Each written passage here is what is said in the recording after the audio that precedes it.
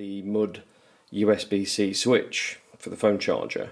The instructions are showing here that terminal 1 has the ignition live feed, terminal 2 is the ground wire, and terminal 3 is the illumination wire. So if you want the vehicle to be illuminating the switch as soon as the ignition is turned on, leave the number 3 termination wire connected to 1.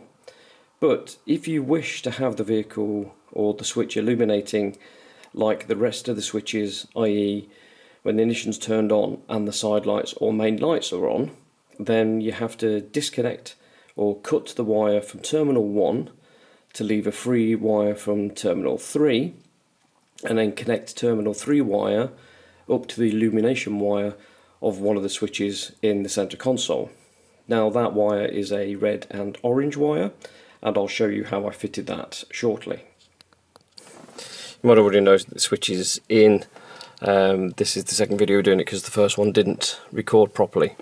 So what I did was I tied the switch itself into the block which connects the stereo.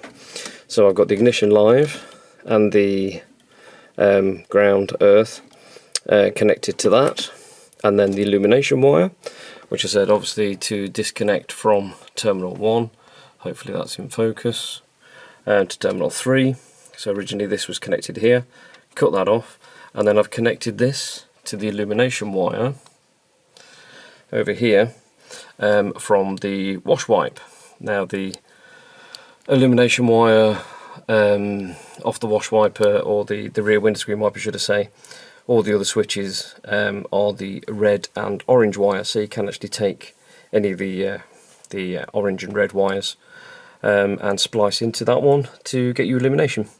So as I said before, doing it that way means that it'll only illuminate when your lights are on. If you left this wire connected to this wire, then that would mean it would illuminate continually as soon as the car's on. As soon as your ignition's on, you get that illumination on your USB-C. But in doing this way, it means that it's in keeping with the rest of the vehicle, that the illumination of the switches only comes on when you put the side lights on or the headlights. So that's how you fit the mud switch.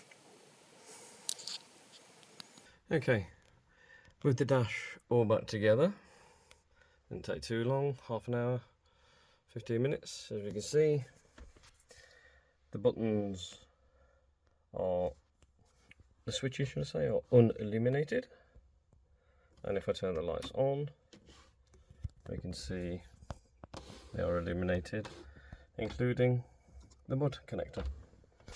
Simple as that. Okay. Well, I hope you enjoyed the short video, and like and subscribe, and I will keep you posted on the next.